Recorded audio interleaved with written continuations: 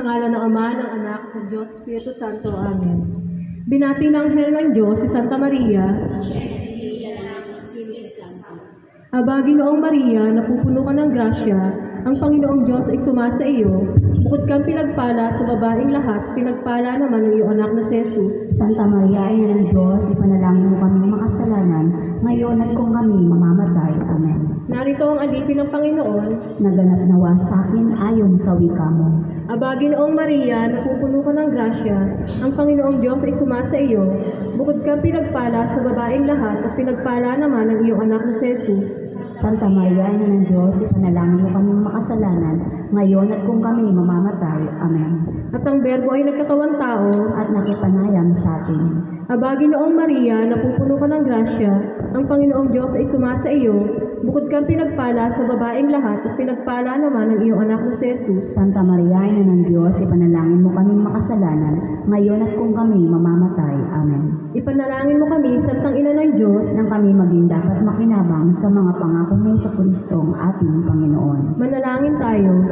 Panginoon naming Diyos, kasihan mo nawa ang aming kaluluwa ng iyong mahal na grasya, at yayamang dahilan sa pamamalita ng anghel ay nakilala namin ang pagkakatawang tao na Jesucristo ang anak mo, pakundangan sa mahal niyang pagpapakasakit at pagkamatay sa krus, ay papakinabangin mo kami sa kanyang pagkabuhay na maguli, sa kaluwalhatian sa langit, alang-alang kay Jesucristo rin, Panginoon natin, siya nawa. Luwalhati sa Ama, sa Anak, sa Espiritu Santo, Para nang sa una, ngayon, magpakailanman at magpasawalang hanggan. Amen. luwalhati sa Ama, sa Anak, sa Espiritu Santo, Para nang sa una, ngayon, magpakailanman at magpasawalang hanggan. Amen. luwalhati sa Ama, sa Anak, sa Espiritu Santo, kapara ng sa una, ngayon, magpakailanman at magpasawalang hanggan. Amen. Awit ng pagtitiwala sa Diyos. Siyang naghahamad ng pagkukot ng kataas-taasan at nananatili sa kalinga niyong makapangyarihan. Makapagsasabi sa kanyang Panginoon, Mog katahanan. Ikaw ang aking Diyos, ang Diyos na tangi kong pinagtiwalaan. Ika'y ililigtas niya sa panganib, sa umang nabitag, at kahit anumang mabigat na salot, di ka magdaranas. Lulukuban niya sa lilim ng kanyang malabay na pakpak. Sa kalinga niya ay natitiyak mo na ikaw ay ligtas. Iingatan niya at ipagsasanggalang pagkat siya'y tapat. Pagsapit ng gabi, di ka matatakot sa anumang bagay. Maging sa gagawing biglaang paglusog pagsapit ng araw. Ni sa ano pa mang darating na salot pagkagat ng dilim. Di ka matatakot sa kasamaan mga araw kung dumating.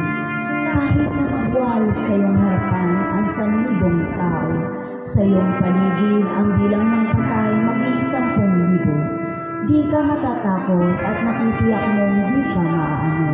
Ika'y nagmakasid at sa panonood iyong mga masdan. Iyong masasama ay makikita mong pinarurusan. Sapagkat si Yahweh ang iyong ginawang tagapagsanggalang, at ang pinilit mong mag-iingat sa iyo'y kataas-taasan. Di mo aabutin, ika'y mapahamak at walang daratan.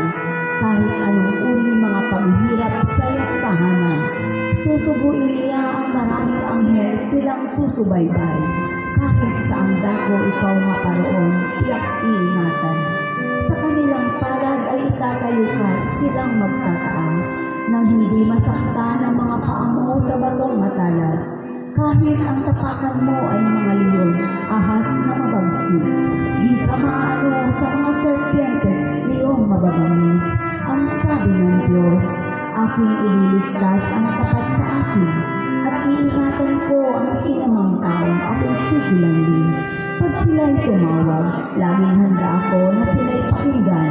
Aking isasamahan, at kung may hilahil ay sasakluluhan. Aking ililigtas at ang bawat isa ay pararangalan. Sila'y bibigyan ko at gagantimpalaan ng mahabang buhay, at nakatitiyak na ang tatangging nila'y kaligtasan. Maaaring ipilit ko ang langit at hindi pumatak ang ulan. Maaaring magpadala ko ng mga balang upang salantain ang lupain ito. Maaaring palaganapin ko sa aking bayan ang salot. Ngunit sa sandali ang bayan ito na aking pinili ay magpakumbaba. Manalangin, hanapin ako at talikdan ang kanilang kasamaan. Diringgin ko sila, patatawarin ko sila, at ibabalik ko sa kanilang lupain ng katiwasayan at kasaganaan. Ito ang mga salita ng Diyos.